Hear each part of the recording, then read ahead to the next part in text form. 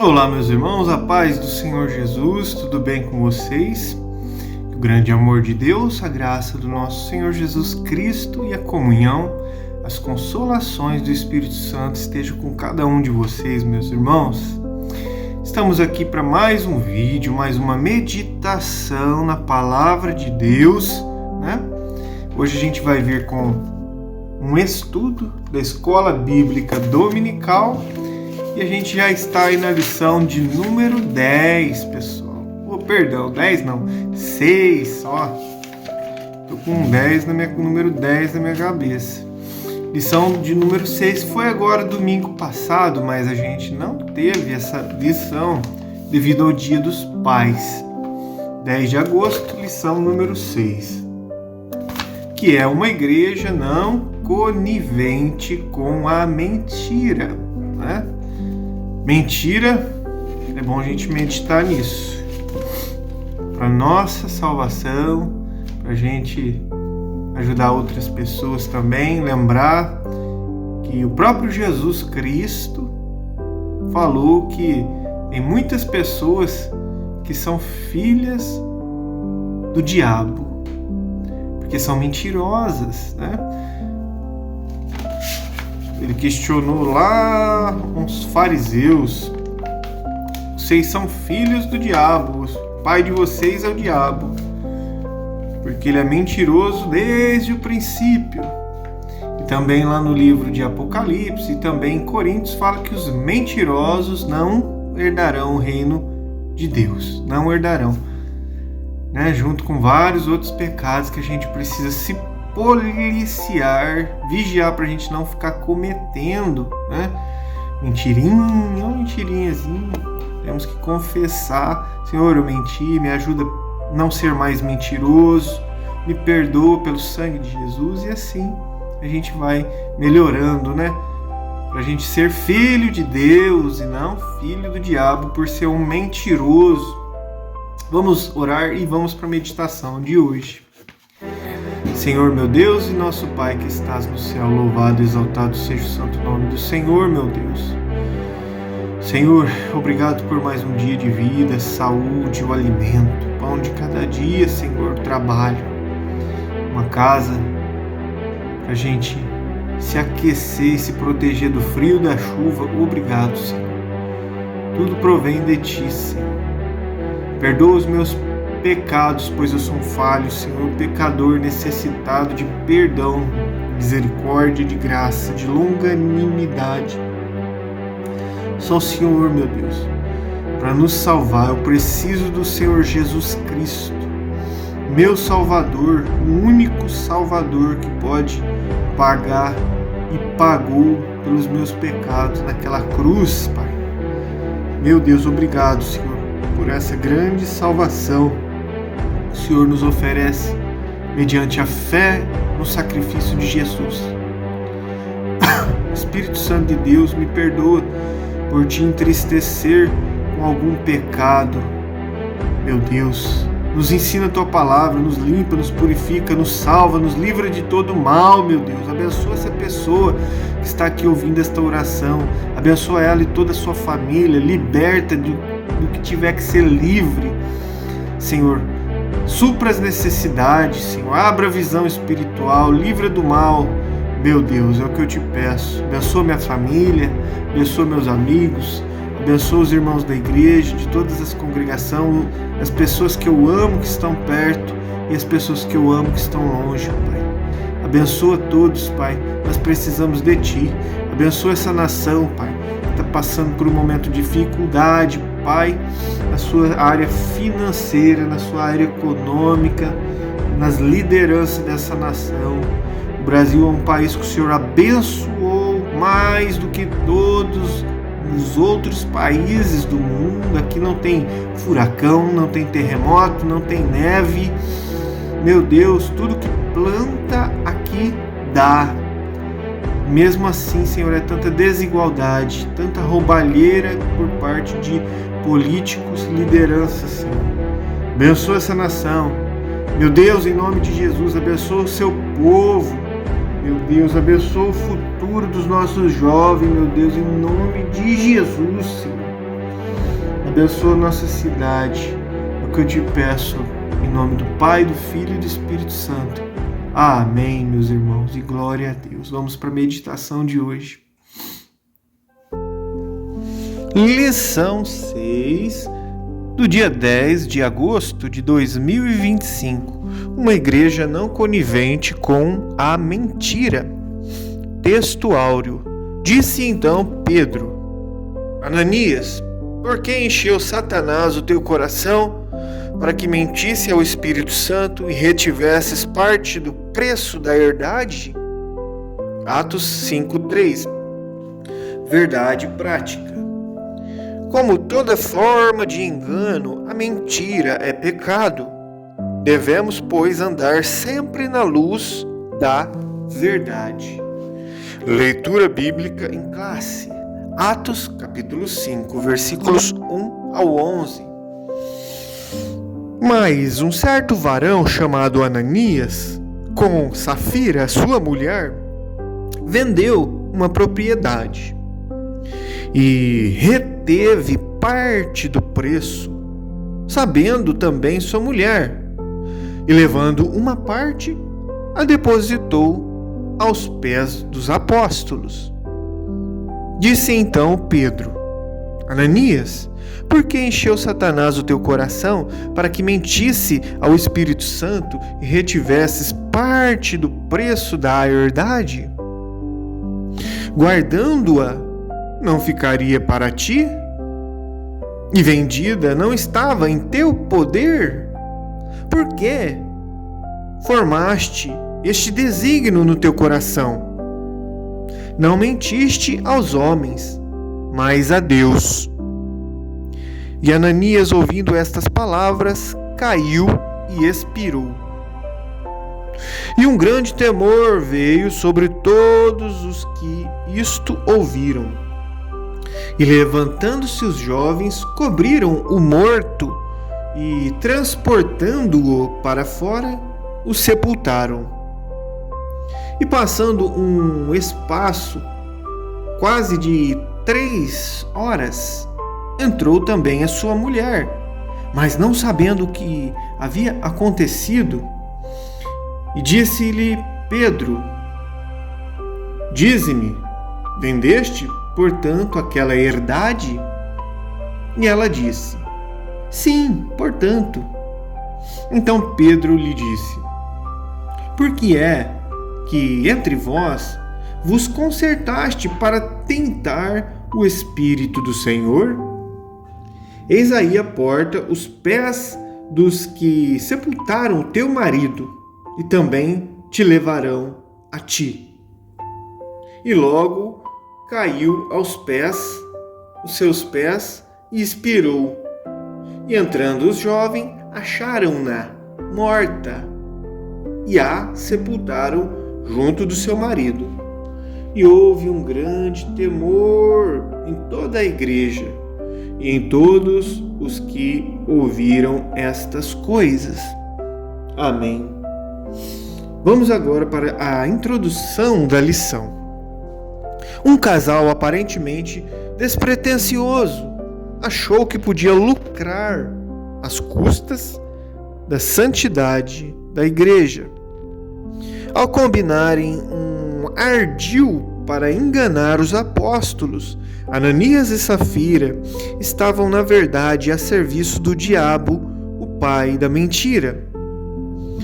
Nesta lição, aprenderemos que é possível um crente não vigilante estar a serviço do diabo em vez de agir em favor do reino de Deus. Foi exatamente isso que aconteceu com Ananias e Safira. Eles tentaram obter lucro negociando valores do reino. Como crente, não podemos usar de engano, porque Deus sonda os corações. Cabe, portanto, a nós nos afastarmos do pecado pelo temor do Senhor.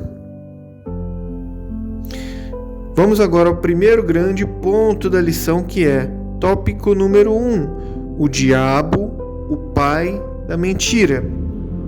Subponto 1. É da natureza satânica mentir. A Escritura afirma que Satanás induziu Ananias a mentir em Atos 5:3. Atos 5:3. Abre aspas. Disse então Pedro, Ananias, por que encheu Satanás o teu coração? Motivado pela cobiça, pelo desejo de obter lucro fácil, Ananias deu lugar ao diabo que o levou a mentir. Jesus já havia afirmado que o diabo é o pai da mentira, em João 8:44. Satanás está por trás de toda mentira e de todo engano, como diz segundo a Tessalonicenses, capítulo 2, versículos 9 e 10. O apóstolo Paulo viu esse espírito de engano quando enfrentou Elimas, o mágico, em Atos 13:10. O diabo será sempre mentiroso, nunca mudará. Vamos agora para o segundo subponto aqui. A mentira como um ardil maligno. Satanás não obrigou nem forçou a Ananias a mentir, mas, evidentemente, plantou a semente do engano e da mentira em seu coração. A mentira é um dos seus ardis. A Escritura é bem clara em Efésios 4:27. Não deis lugar ao diabo. Por certo, Ananias sabia disso, pois estava numa igreja doutrinada pelos apóstolos. Atos 2:42. A questão, portanto, não estava em não saber fazer a coisa certa, mas em subestimar o ardil do inimigo que possui a capacidade de induzir a fazer a coisa errada. É possível que o casal tenha flertado com a possibilidade de ganhar lucro e fama, fingindo estar fazendo a coisa certa. Duas coisas que não são em si mesmas pecaminosas, mas quando buscadas com intenção errada, elas se tornam pecado. Vamos agora para o terceiro subtópico, que é: não superestime o inimigo. O apóstolo Paulo orienta os crentes a perdoarem e a não guardarem nenhuma raiz de amargura, segundo Coríntios 2, 10 e 11. Se por um lado não podemos superestimar o inimigo, visto ele ter sido derrotado na cruz, como diz Colossenses 2,15, por outro lado, não podemos superestimá-lo. Paulo orienta os crentes a se revestirem de toda a armadura de Deus para que possam ficar firmes contra as astutas ciladas do diabo. Efésios 6:11. A expressão grega astutas, ciladas, traduz o mesmo termo grego metodeias, de onde procede o nosso termo português método. O diabo é meticuloso e trabalha metodicamente para enganar os cristãos. Vigiemos.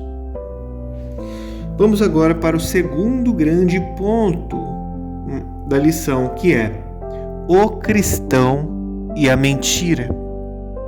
Subponto 1. Mentir é uma escolha. Um fato fica evidente em Atos 5, do 1 ao 11. Tanto Ananias quanto sua mulher Safira agiram livremente na questão, envolvendo a venda de uma propriedade. Atos 5, 1 e 2. Isso fica ainda mais claro quando Pedro, sob o discernimento do Espírito Santo, reprova Ananias por ter tentado enganar a igreja acerca do real valor da propriedade. Ananias não foi obrigado, nem tampouco constrangido a agir de forma como agiu. Tanto ele como a sua esposa, que foi conivente com a ação dele, tomaram uma decisão livre. Mentir é uma escolha que envolve a natureza mortal.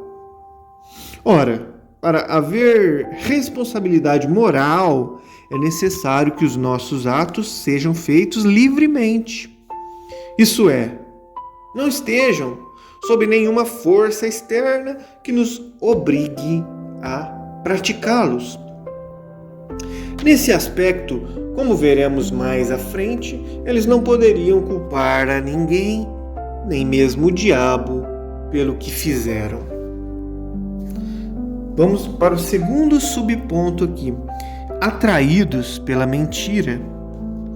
Se por um lado Ananias e Safira tomaram decisões livres, por outro lado, sofreram implicações de suas decisões, como diz Atos 5:5.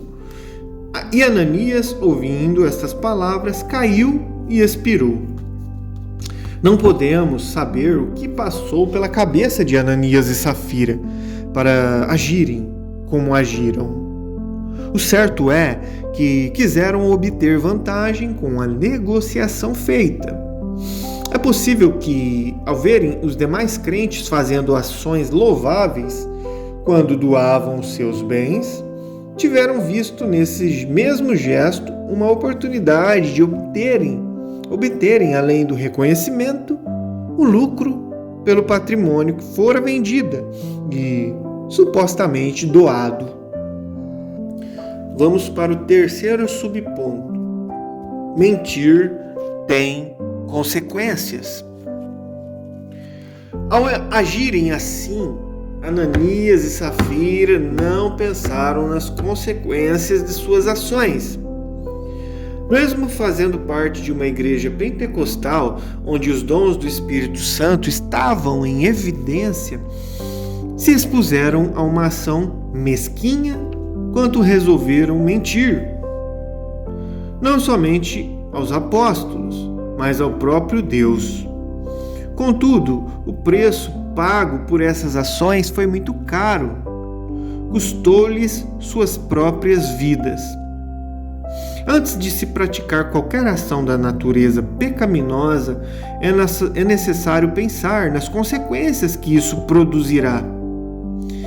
Quantos crentes, muitos deles experientes, hoje lamentam por não terem levado em conta as consequências das suas ações? Vigiemos. Vamos agora para o terceiro grande ponto da lição de hoje.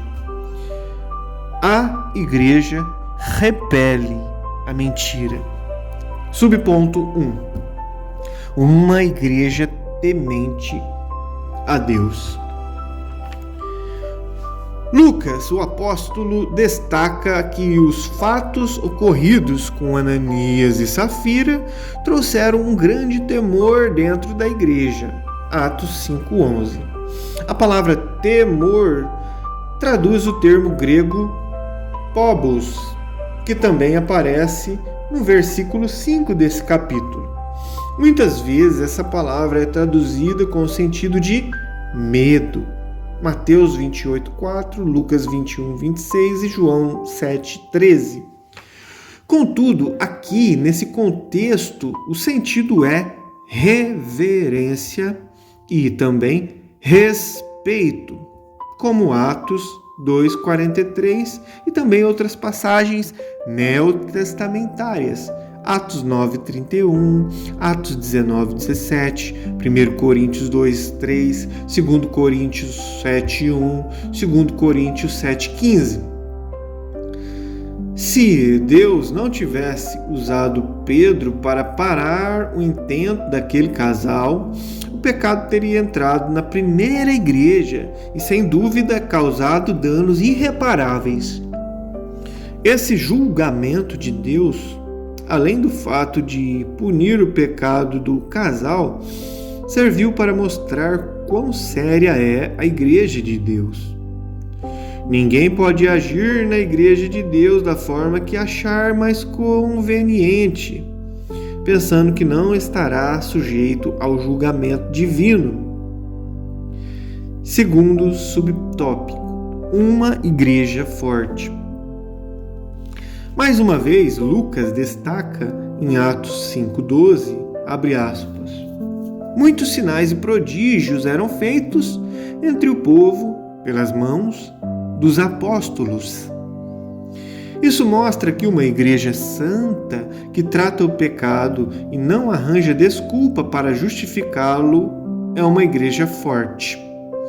A prova disso é a manifestação dos dons espirituais que levou os apóstolos a fazerem milagres extraordinários. Uma igreja fraca, anêmica, por falta de disciplina espiritual e que aprendeu a tolerar o pecado em seu meio, torna-se inoperante. Finalizamos agora a nossa lição de hoje e concluímos que é possível um crente pecar e se acostumar com o pecado sem se arrepender. É possível que ele encontre até mesmo justificativas plausíveis para comportamentos notadamente pecaminosos. Contudo, uma coisa é certa: não é possível escapar do juízo de Deus. No caso da igreja de Jerusalém, o juízo divino veio de forma rápida e precisa. Contudo, em outros, como no caso de Corinto, o apóstolo Paulo cobrou uma ação enérgica por parte da igreja que havia se tornado tolerante em relação ao comportamento pecaminoso de um crente. 1 Coríntios 5, do 1 ao 13. Em uma outra situação, Paulo deixou claro que Deus exerceu seu direito de juiz com aqueles que havia pecado. 1 Coríntios 11:30. Fica o alerta. Ninguém é capaz de enganar a Deus. Amém. Muito bem, meus irmãos, finalizamos aqui mais um vídeo, uma meditação, agradecidos a Deus pela oportunidade. Que Deus abençoe você, tua família e até o próximo vídeo. Fique com Deus.